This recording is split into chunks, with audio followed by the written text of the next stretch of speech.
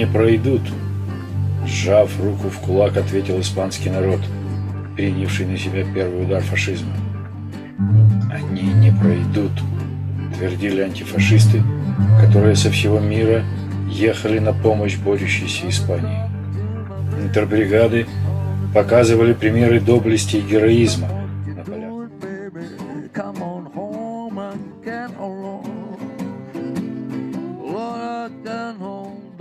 Greetings, diners, and welcome to another edition of the Collapse Cafe here on the Doomstead Diner. Today, I am happy to be talking with Russell Texas Bentley, who is currently fighting in the Ukraine and the Donetsk area, which is actually they're separatists and trying to break away from the Ukrainian government. And he hails from Texas, as his name might indicate, and went over there a little over a year ago to join their militia. Russell, welcome. Thank you very much. Glad to be on your show. I'm glad to have you here. I ran into your material a few months ago. I think it was on the Greenville Post. It was the first place I saw it. A great place, a great website, by the way. Yes, I get a lot of material from Greenville Post as far as adding it to our news channel. Interesting, unique material, and one of the better websites that's out there, not mainstream media stuff. So I went exploring and eventually managed to turn up Russell's email address and sent him a note that I'd like to talk. And so here we are today. The first thing I think I want to talk about, Russell, because I know my audience is interested in this, is what got you over there and what your formative years were like here in the fascist states of America, growing up, and just what led you down the path to get there.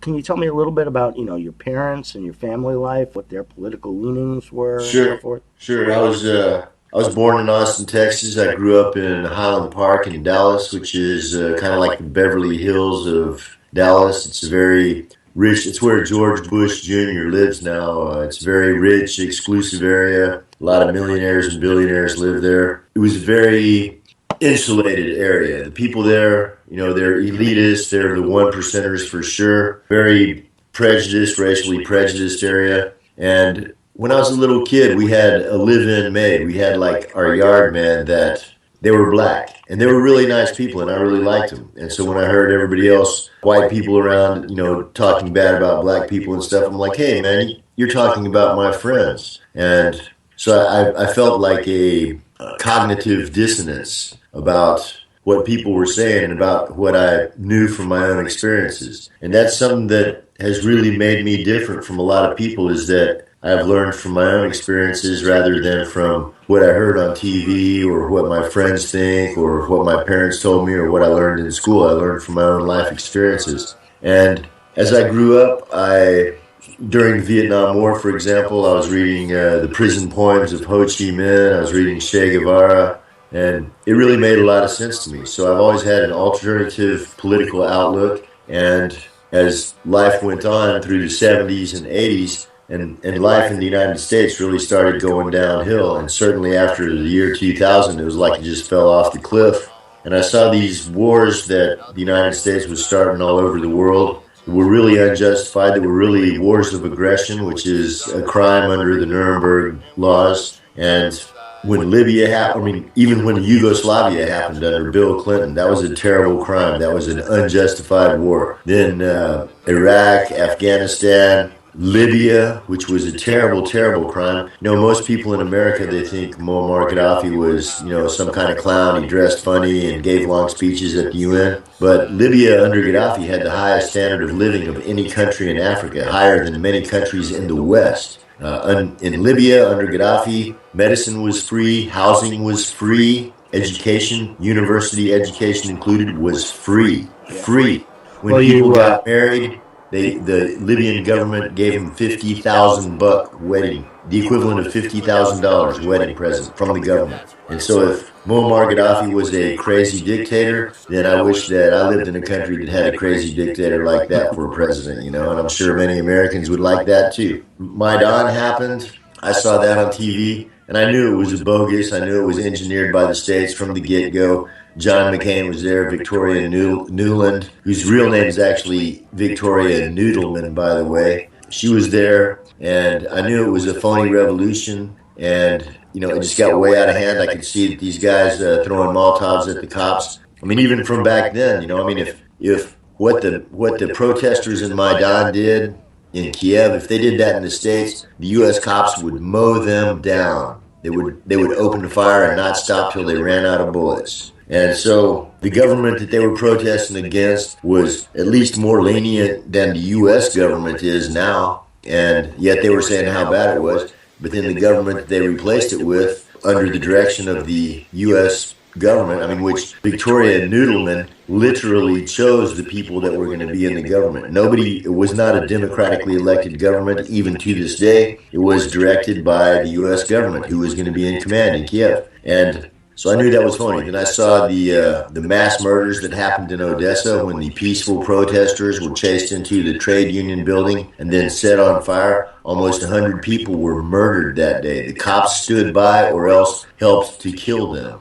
And that really started making me ashamed to be an American. And then when it happened, there was in June of 2014, there was a air attack, a rocket attack from a Ukrainian Air Force jet on the city hall in Lugansk. And a woman named Ina Kukuruva was hit by those rockets, and her legs were basically completely blown off. And she was sitting on the ground, and she bled to death, but for about 1 minute after she got hit, she was still alive. And somebody took a video and some photographs. You can find them on the internet. Yeah, I saw that. And she's looking into the camera, and it was like she looked into my soul. And she said, "What are you going to do about this?" And I said, "I'm going to go there and kill the guys that did this." And that's exactly the moment when I had my decision completely to come here. And I started selling my stuff, saving my money. I did a crowdfunding campaign on Indiegogo or one of those GoFundMe sites, and I raised the money. And right after Thanksgiving 2014, I got on a plane and flew to Rostov-on-Don, and then a couple of days later crossed the border into the Donetsk People's Republic, and I've been here ever since. All right. Well, that was a concise and fairly, rapid and complete history of how you got from Texas over to Donetsk. And, I can definitely see a lot of those motivational factors along the way. I certainly witnessed the same things since my youth and with the Vietnam War and then Desert Storm and just the endless series of wars that we have participated in. And then in the years since, I have done a lot of reading, and this is all nothing new. This is the way the government has been run going back well to the 1800s. General Smedley Butler wrote War is a Racket back in the Smedley Butler is a guy I admire very much. Yeah.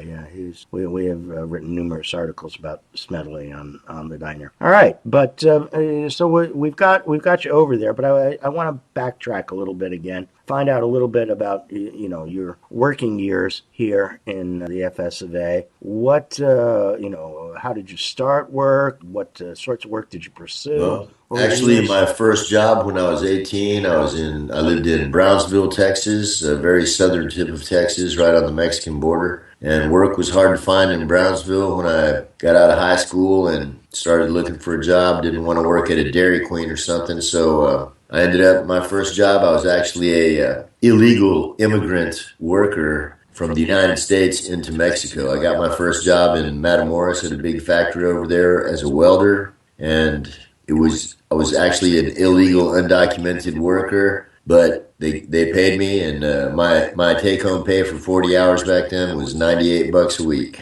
Yeah, the pay scales back in those years and then crossing the border over to Mexico can definitely bring you down. My very first job was a summer job as working in a shower curtain factory in New York City in the garment district before they moved all that stuff over to China. And, I was getting paid minimum wage and whatnot, $3 an hour at the time or something like that. So, okay, well, you started there, when you came back into the U.S. Then a couple of years later, I moved up to Houston, got a job as a tree surgeon. I've done that on and off throughout my life. It's pretty hard and dangerous work, but it pays pretty well, and I'm good at it. I eventually became a certified arborist. So I've done that off and on throughout my life. Joined the Army when I was 21, U.S. Army. Served 3 years over in 2 in Germany and 1 at Fort Polk. Then from there, my parents had opened a restaurant down on South Padre Island. I worked there for a while, about 7 years. Then I moved up to Minnesota, Minneapolis.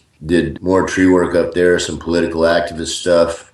And then moved out to Washington in Washington State in 1999. Did some more tree trimming out there. They got big trees out on the West Coast up there, redwoods and western cedars and whatnot. So it was pretty good work. Then moved back to Austin in 2007. By then I became a certified arborist, and I was getting a little old to swing through the trees like Tarzan by that time. So I just decided to become a salesman and an estimator. And that was the job I was doing right before I came to Novorossyan. It was a good job. I was good at it. You know, if I worked 30 hours a week, I could bring home $1,000 in my pocket every week. If I worked 40 hours, I could bring home 1,500. So I was, I wasn't rich by any means, but I wasn't poor by any means either. I could eat all the steaks and drink all the whiskey I wanted to.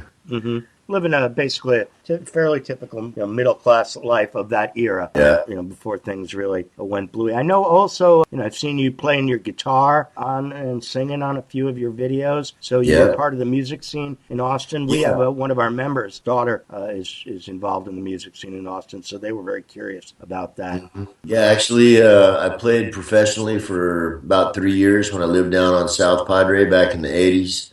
We had a band. We were the house band for a bar called Club Poco Loco, and we played around. We were pretty popular back then, and I've always enjoyed playing the guitar and writing songs and stuff like that. And actually, my niece, Carson McCone, is also a musician in Austin right now. She's doing pretty well. She's an up-and-coming singer-songwriter, kind of country folk type music.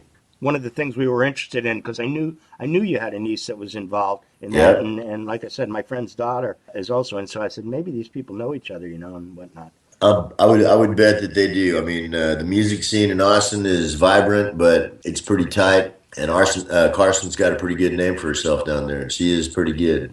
So, well, we'll find out after we air this interview whether they know each other, and that would be very interesting indeed, if that's true. Okay, so that's how your years in working. You mentioned that you joined the military, U.S. Army, when you were 21. You spent 3 years in there. What kind of job in the military did you have? And 12 Bravo combat engineer. And that entailed how it is in the U.S. Army. The lower the number and the closer to the beginning of the alphabet, the tougher the job and the closer to the front. And the numbers start at 10. So I was 12. 11B is infantry, 12B is combat engineer. Okay, and as a combat engineer, what were your responsibilities? Demolition, construction, mine clearing, mine laying, booby traps, stuff like that. Some of that training has proved to be very useful here in Novorossyan as well. Yeah, that was my next question, and you anticipated it well. I'm wondering how much of that stuff you were able to transfer over to your latest adventure. So, okay, you decided to go to Novorossyan.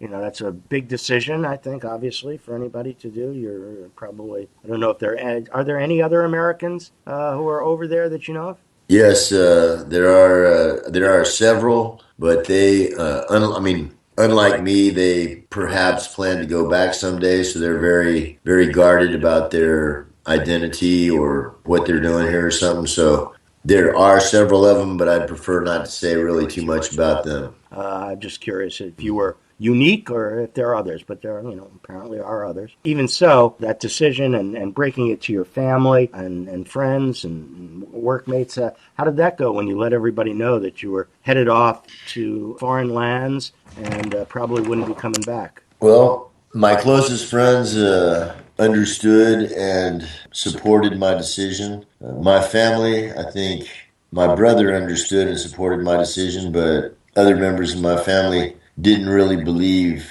me. They thought I was just making some big talk.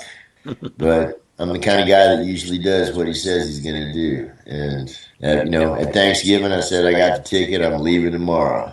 How long was it between the time you let everybody know, and then left? When you first About 3 or 4 months. About 3 or 4 My months. original plan I think I made the decision to come in like mid-June, something like that, 2014. My original plan was to leave at the end of August, but finances, Russian visa, stuff like that took a little longer, a little more complex than I expected, and so I ended up leaving at the end of November.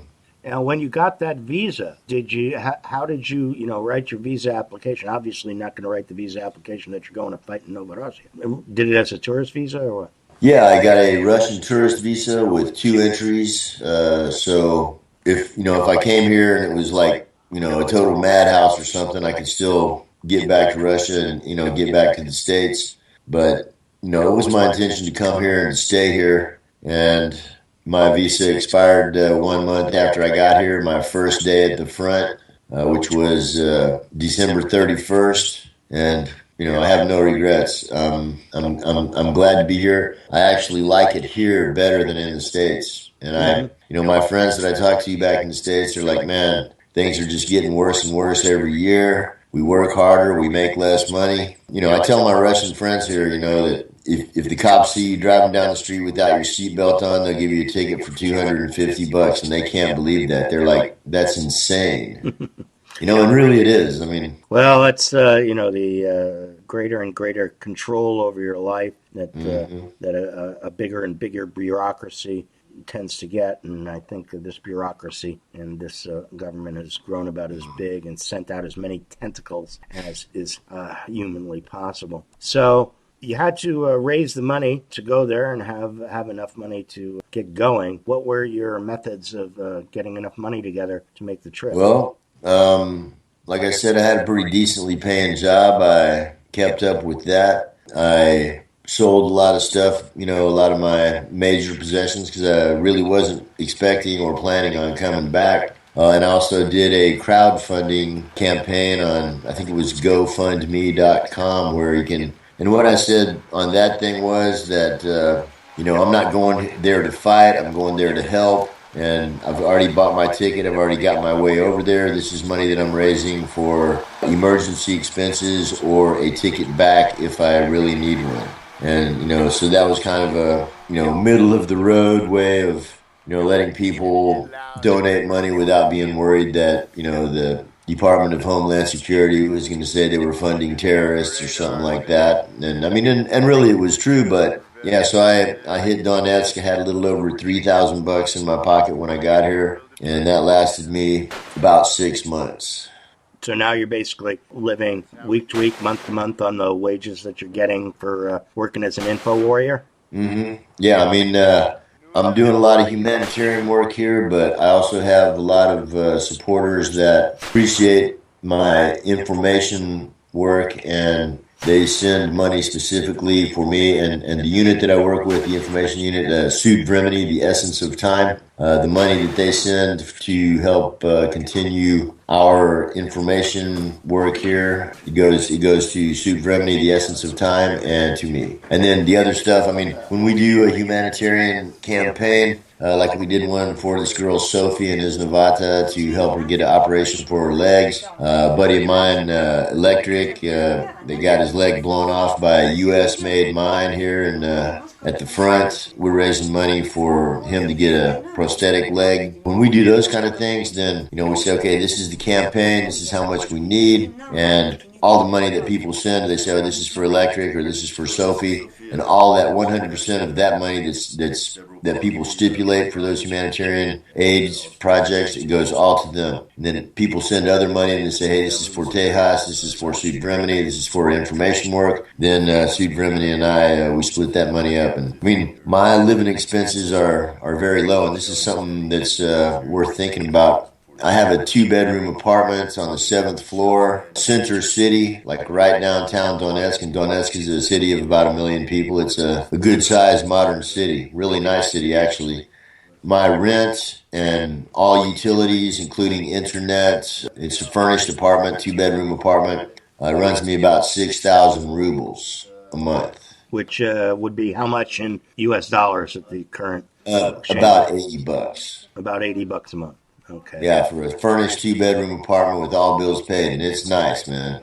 You're not going to find that anywhere in the FSFA, that's for sure. maybe in Flint, Michigan. Yeah, maybe in Flint. But you know, and here's you the can thing, drink the bro. leaded water. I mean, this is worth thinking about. Bottle a half liter of Stoli vodka, Stolichnaya vodka, buck and a half. Pack of Winston cigarettes, 70 cents. You know, Yeah, I mean, I'm paying. fast internet here, fast internet, $10 a month. Yeah, I'm So paying $10 a pack for my cigarettes, and yeah, sure. my internet costs me something like 100 a month or whatever. Well, see, and that's the whole point, man. That I mean, the companies that provide these products and services here, they're still able to make a profit. It's just not a raping rip-off profit like it is in the United States, you know? Yeah, the economics are definitely a whole lot different between the two Yeah, places, the and way it's it's and run it's because from the it's ground up. because the governments are different, man. The government in the United States it works for the corporations, man. Their job in the United States is to make it easier for the corporations and the government itself to squeeze every dime out of the regular working people of the United States. And, you know, so they don't put a limit on how much people can charge and stuff, you know. And that's, you know, a lot of people in America, they think it's bad when I say that I'm a communist, but I am a communist. And I'll tell you what that means to me. This is worth thinking about. Communism, it doesn't mean that the garbage man and the brain surgeon both get paid $100 a month. I mean, there can be different degrees of pay for different jobs, but it means that there's a certain level in a civilized society below which members of that society cannot live and still call that society civilized. I mean, when people sleep under bridges, when people eat out of garbage cans, when people die because they can't afford medicine, that's not a civilized society. So there's a certain level below which people in a civilized society should not live. They should have access to housing. They should have access to medicine, education, stuff like that. And the way that you guarantee that everybody has access to that, whether they can work or not, is because you say, okay, there's a certain level above which people cannot have more money. 10 million bucks, no problem. 20 million bucks, no problem. 50 million bucks, you have to work pretty hard to earn 50 million bucks. $1 billion, which is 1,000 million bucks, no one can earn $1 billion. There's no way that you can earn. No, every billionaire on this planet is a thief because they took the surplus profit that was made by people that worked for them, and they kept it for themselves when the people that did the work are the ones who earned it. So no one can earn $1 billion. No one can work that hard. I mean, when I was a tree trimmer, when I was climbing up 150-foot tall trees, I made about $50,000 a year. That's hard, dangerous work, and it takes a lot of skill, and it takes a lot of balls to do it too. And I did it well. And $50,000 is a comfortable living. So you're talking about 2,000 times that? Are you kidding, man? Who can work 2,000 times harder than I did at that kind of a job? I mean, it's like the second most dangerous job that there is, by the way, too. There's no excuse for billionaires. And so there has to be a limit on how rich people can be. And you take that surplus money and you create a limit on how poor people can be. And you say, you know, just because this guy's a junkie, just because this guy's semi-retarded, just because this guy's just a lazy punk doesn't mean that he deserves to sleep in the street. In a civilized society, everybody has a house. Everybody has enough to eat. If everybody wants to work, they can get a job. If everybody wants to go to school, they can go to school without becoming $100,000 in debt. And that's the kind of government that we have here. Let me tell you something, bro, and this is pretty interesting. In my apartment building, if people don't pay their electric bill, they put up a piece of paper at the entrance hall.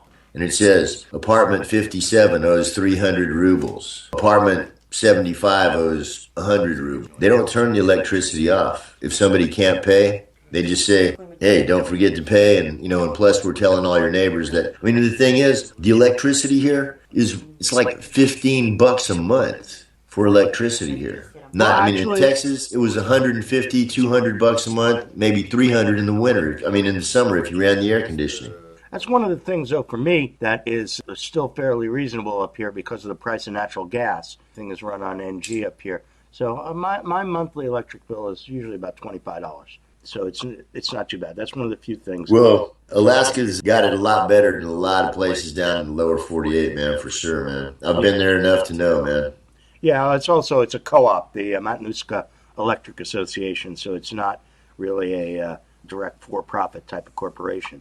Yeah. It was formed actually during the Great Depression when Roosevelt was setting up a lot of these things, and they were set up along a socialist type of model.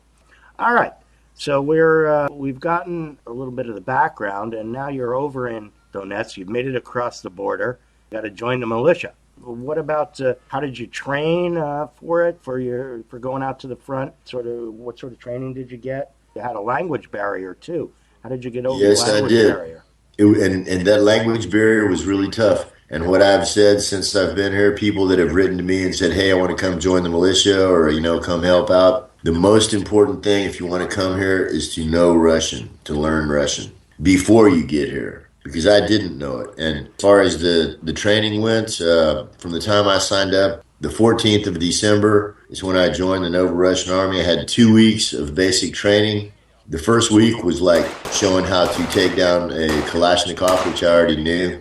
Basically doing push-ups and, running in the morning. And then after that, the second week was we were manning a checkpoint about 2 kilometers from the UCROP lines. There was another checkpoint when we were there in December. 2 guys, the next rotation came to that checkpoint, and the guys that were there were both with their throats cut and their weapons gone from the UCROPs. So it was pretty much on-the-job training. And after 2 weeks at basic in Iznovata, I went to the airport. And at the airport in December and January last year, it was very, very hard fighting. Every single day there were firefights with thousands, literally multi-thousands of rounds shot by each side, every day. Where was your ammo coming from? We got ammo delivered to us every morning from... Right before dawn, a car would come from the center of Donetsk. They would bring food, water, and ammo, and new soldiers. And we had to run across about 100 meters of open land that was under sniper fire, under artillery observation. We shot so much ammo at my first position, Troishka, at the airport, that we used the wood from the ammo crates in our stoves, which was the only thing we had for heat, to heat our rooms and to cook our meals. Well, it definitely was a trial by fire, as they say. It very much was. How long were you at the airport? How long did the firefighting go on? I was at the airport for about 3 months, and then I moved to another little town a few miles away called Spartak, which is also a very, very hot position. At the airport, I was at Troishka in January for a couple of weeks. And then I went to Milnitsia, which was a communication center, and then I went to Ushi, which was an observation and listening post that was under very, very heavy artillery fire. In January, we took back the new terminal of the airport. We drove the Ukrainian army back a couple of kilometers. We destroyed the control tower. We took the new terminal. And after that, it wasn't so much firefights with guns. It was artillery attacks because the UCROPs were pushed back several kilometers. So they just shot at us with artillery. They had a huge advantage in artillery against us. At the Ushi position, in a 3-hour tour of guard duty, we would get shot at probably between 20 and 50 rounds directly, targeting our position. And they knew exactly which room of which house we were in. What about weapons disparity? You mentioned that they had more in the way of artillery. What about things like tanks, air support, drones, that sort of business? Well, they don't fly their aircraft anymore against us. They have not since shortly after they shot down MH17, which the Ukrainian Air Force shot down that plane, by the way, that civilian Dutch or Malaysian airliner that flew from Amsterdam. The evidence is overwhelming. Anybody that looks at it is either a fool or a liar if they question who shot that down. And shortly after that, the Ukrainian Air Force quit flying planes against Novorossyan. They do use drones quite frequently. I've seen them many times. I've shot at them many times. We have shot some of them down. They have a a lot better. I mean, the United States has given hundreds of millions of dollars of military aid to the Ukrainian army, lethal and non-lethal. And among the non-lethal items that they give are drones. They give thermal imagers, which are a force multiplier. Very, very, I mean, you can't kill anyone with the thermal imager, but if you put one on a rifle, it makes that rifle 20 times more effective, especially at night. And we have thermal imagers too. They're not of the quality or nearly of the quantity that the UCROPs have. Basically, we have anti-tank weapons. We have, rifles and grenades equivalent of them. The UCROPs have many more military, armored vehicles than we have. But we have plenty of anti-armor weapons. The Ukrainian army outnumbers us about 10 to 1 right now on the front. 10 to 1. But they are scared to attack us. And if they do attack us, if there is the big UCROP offensive when it comes, the Ukrainian army will be destroyed here. Destroyed here. Now, it will cost a lot of good guys' lives, but we will destroy the Ukrainian army if they attack Donbass. Now, that aspect of if and when they attack, we talked about the airport time, and that was a lot of live fire going on. At least from the news reports and reading on this end, it appears that there's less actual firefighting going on now, more political machinations and whatnot. What's the level of fighting that's happening at the moment? At the front, between the Ukrainian army and the Novorossyan army, it's still very, very hot. I mean, there are firefights all along the front every day still. The thing that's been reduced somewhat for the last few months, although it's starting to pick up again, is the Ukrainian artillery attacks against civilian areas. But in the last couple of weeks, they've started to do that again. And especially, Gorlovka, Spartak, here in Donetsk. In the last week or so, we've been hearing artillery heavy bombardments pretty much every day. And civilians are again getting killed. Yeah, I did see on your website, or maybe it was Essence of Time's website, YouTube channel, the memorial to the people who were killed last year in a bus or in a trolley. Yeah, something like that. It was a basically like a cable car trolley bus through totally civilian area. There was no military around it. It was the day after we took the airport, and it was kind of their revenge. They were shelling the civilian area. Bus took a direct hit from 120 millimeter mortar, which is a heavy artillery. It killed 20 people, or killed 13 people and wounded 20 more. And I mean, it doesn't mean like a scratch, it means like blinded or blew their arms or legs off or something like that, So that was, one hit that did huge damage. It really affected everybody in the city. When we went to the memorial, that was 1 year later, there was probably 400 people there that day, including Zaharchenko, the leader of the DNR. Well, that is definitely a tragedy, and fortunately, well, more than a tragedy, it was actually it was a war crime. That was an intentional targeting of civilian areas. It's an act of terrorism. That's exactly what it is. The Ukrainian army, Ukrainian military, they are terrorists, and the United States backs them. So the United States government is literally and absolutely a state sponsor of terrorism. Yeah, I think you can pretty much say that's true on many fronts, and not just in Donetsk. Indeed. It goes to Syria and many other places as well, and all the attempts at regime change. And speaking of which, in Syria, the ISIS cannibals that are being smashed right now by the Russian offensive against them, Russian and Syrian army, the United States is moving those terrorists out of Syria, and we have irrefutable, certain, concrete evidence that Syrian terrorists from ISIS have been shipped to Odessa and are being moved from Odessa to the Mariupol area, which is one of our frontline positions. Our recon units that go behind the Ukrainian lines have surveilled Ukrainian army bases and seen ISIS flags. Have photos of ISIS flags. Well, that is definitely information that is worth getting out, and especially if we can get pictures and so forth at some point, I would be certainly happy to publish them. Appreciate that. Yeah. Well, I got a real funny feeling talking to you on the phone.